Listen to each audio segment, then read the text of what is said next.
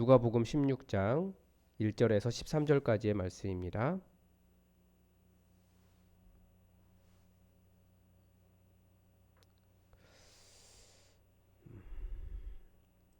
우리 하나님의 말씀을 다 함께 받들어 읽겠습니다.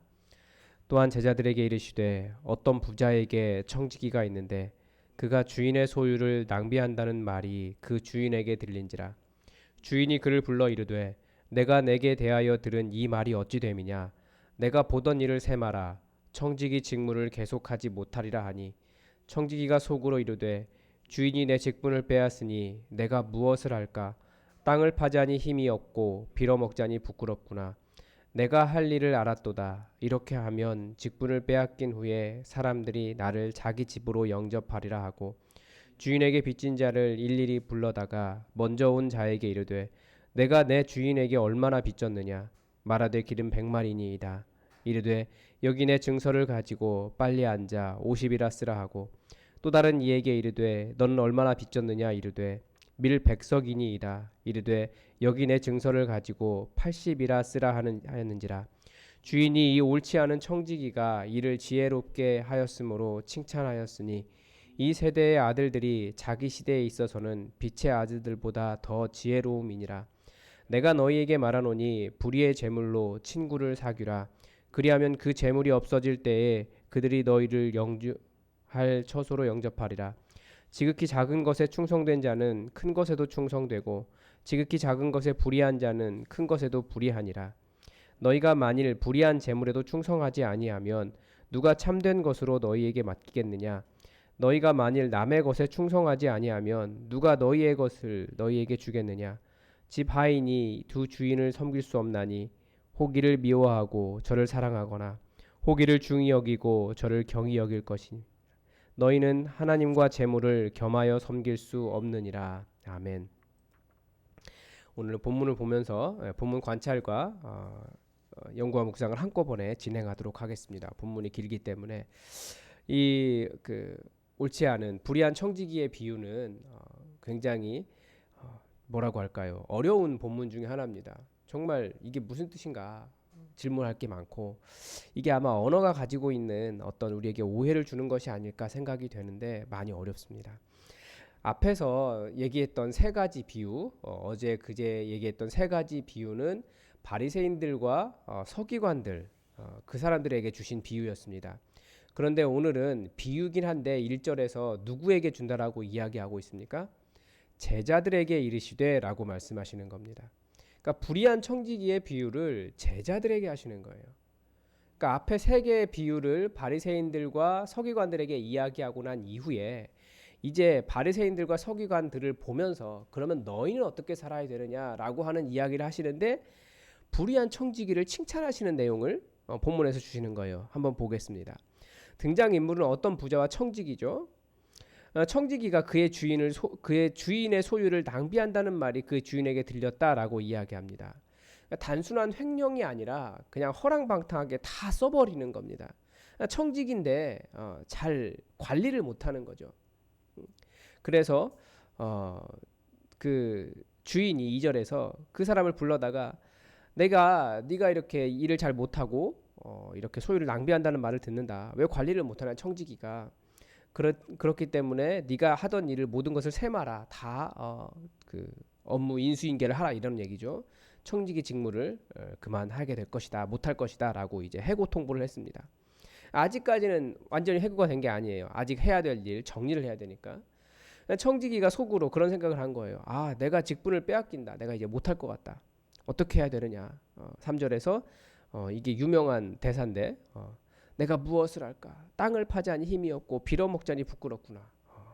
방법이 이거밖에 없었나 봐요. 이 청지기는 할 수 있는 일이. 그래서 이 사람이 꾀를 냈습니다. 그 꾀가 뭡니까? 직분을 빼앗긴 후에 자기가 어떻게 살아갈 수 있을까 생각해 보니까 주인에게 빚진 자를 일일이 불러다가 먼저 온 자에게 어떻게 해준 겁니까? 6절에 보니까 네가 얼마나 빚을 졌느냐라고 물어봤더니 기름이 100마리라고 합니다. 그러면 여기 증서에 빨리 앉아서 50이라고 써라. 이게 무슨 말이냐면 기름 100마리 어느 정도의 규모인지 여러분 아시겠죠? 이렇게 말통으로 100개입니다. 그런데 이게 그 대규모 올리브유 단지에서 1년 소출이라고 합니다. 그래서 아하수에로도 기름을 줄 때 기름 100만을 줘요. 그게 굉장히 많이 준 겁니다. 그러니까 이 주인도 엄청난 재벌 수준의 그 주인이고요. 이 빚진 사람도 굉장히 많은 빚을 진 사람입니다. 거대한 부자예요, 다들. 7절에 또 다른 사람에게는 어떻게 합니까? 밀백석이니이다. 좀 더 크다는 이야기죠. 백석이면 굉장히 많은 거죠. 여기에도 역시 80이라고 써라. 확 줄여주는 거예요. 이 정도 되면 굉장히 불의한 종 아닙니까? 청지기 아닙니까? 그런데 8절에서 보면 주인이 이 옳지 않은 청지기가 일을 지혜롭게 했다라고 칭찬하였다라고 하는 겁니다. 이 말이 참 우리에게 많은 오해를 주는 거죠. 분명히 불의한 사람, 우리는 불의하게 살면 안 된다라고 계속 가르치고 이야기하는데 어떻게 불의한 사람을 칭찬할 수 있습니까? 이런 의문인 거죠. 그런데 우리가 이렇게 생각하면 좋을 것 같습니다. 이게 뭐냐면 그래, 저 사람이 영리하기는 하구나. 자기 살아가는 일에 약삭 빠르기는 하구나. 이런 감탄입니다. 그러면서 하는 말이 뭐냐면 이 세대의 아들들이 자기 시대에 있어서는 빛의 아들들보다 더 지혜로움이니라.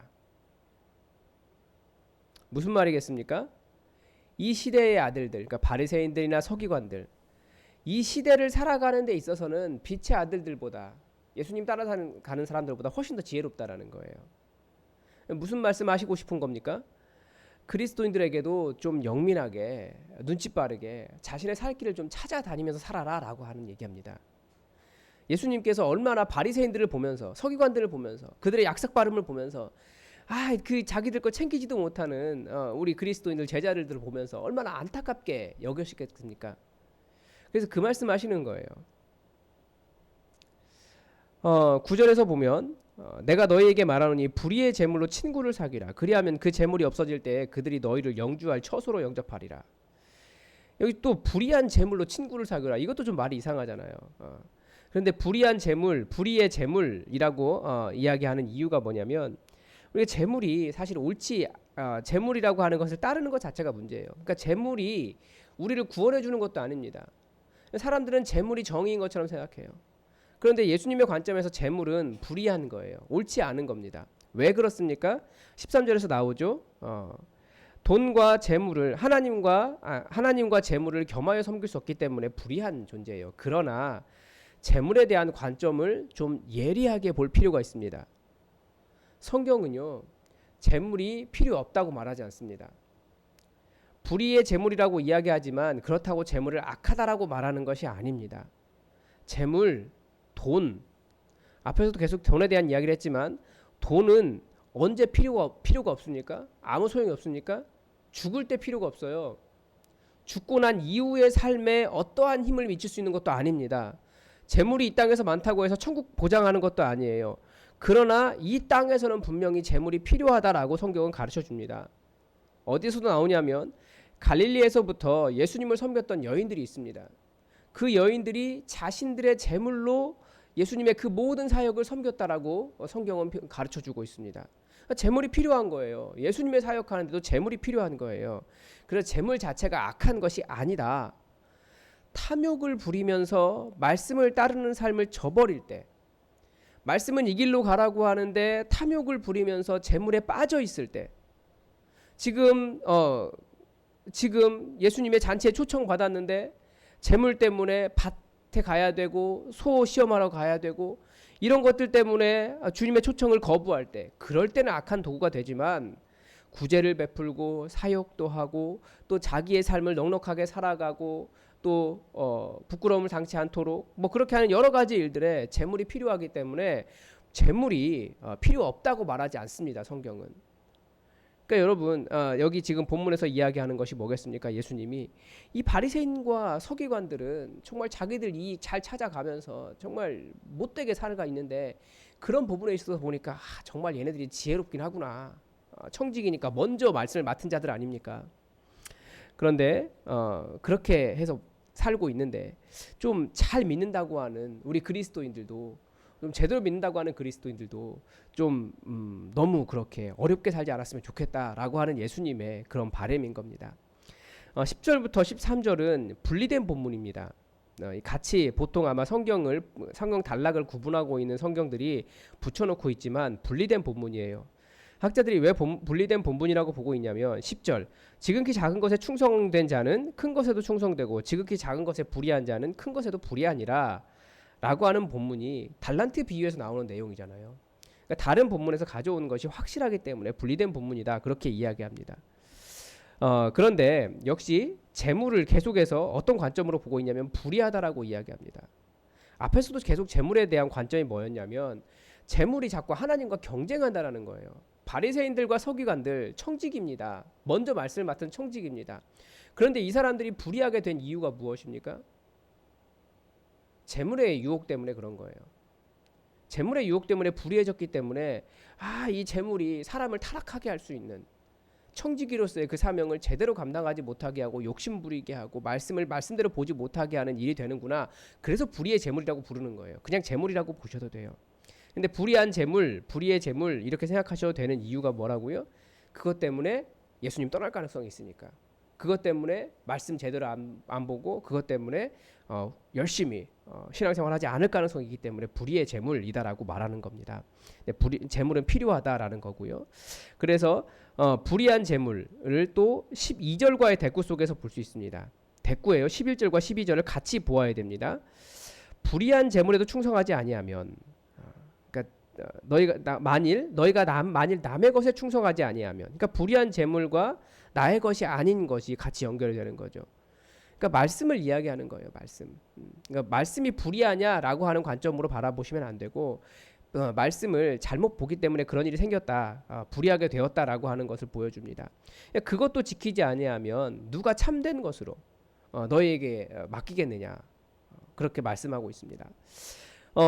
저는 이 이야기를 보면서 누가 생각이 났냐면 오래된 분이시긴 한데 여러분 아마 정주영 회장님을 다들 기억하실 거예요. 정주영 회장님이 맨 처음에 북한에서 소 한 마리 끌고 와가지고 우리나라에서 남한에서 그 쌀집에서 일을 했잖아요.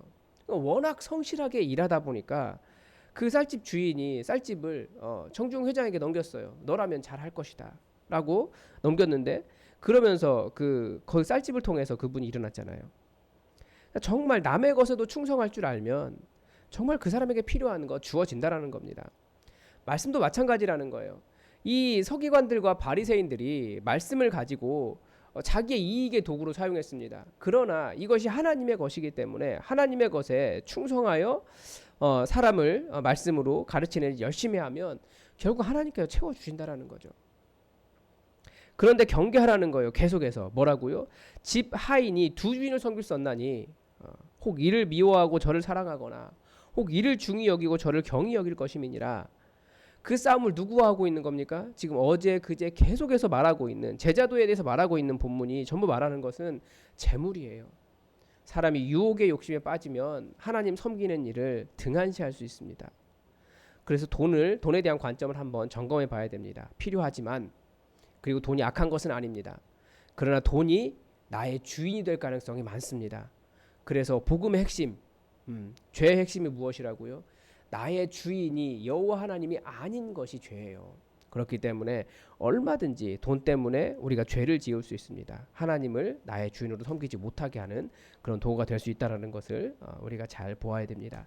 그래서 전체적인 저의 느낌은 무엇이라고 적었냐면 개인적인 깨달음은 지금까지 저는 재물이 악한 것이라고 생각을 많이 했습니다.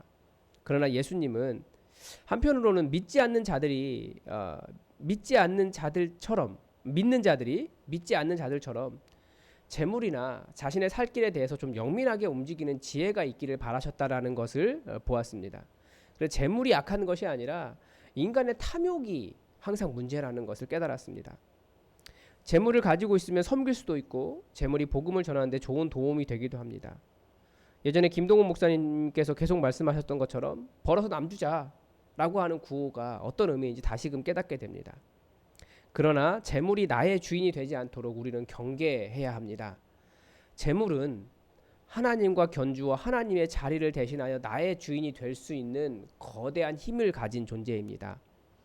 그래서 하나님의 주인은 나의 주인은 하나님이시라는 것을 분명히 해야 된다라는 것을 깨달았습니다. 그래서 적용은 주님께서 맡기신 일에 충성하는 겁니다.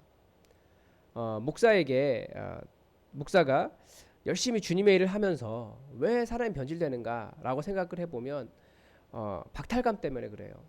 내가 열심히 일했는데 정말 생각해보면 새벽부터 밤 늦게까지 설교 준비하고 뭐 교육 준비하고 뭐 하고 정말 피곤하도록 살아가는데 실제로는 청빈을 강요받고 있어요. 그렇기 때문에 손해를 본다라고 생각해서 자기 이익을 찾으려고 많이 노력을 합니다. 그래서 그런 것들 그것이 그렇지만 이 사역의 열매가 교회가 절대 목사의 것이 아니라는 것을 기억해서 주님께서 맡기신 것이다 라고 하는 것을 잘 기억해야 될 필요가 있다는 것을 생각을 했습니다. 그래서 우리도 사역을 하면서 사실은 사역은 그래서 약간은 손해보는 거예요. 섬기는 겁니다. 봉사예요. 사역을 하면서 자신의 이익을 챙기려고 하는 것을 좀 내려놓고 주님께서 맡기신 일에 충성해야 됩니다. 그리고 또 하나 미련하게 살지 말라라는 것도 가르쳐 줍니다.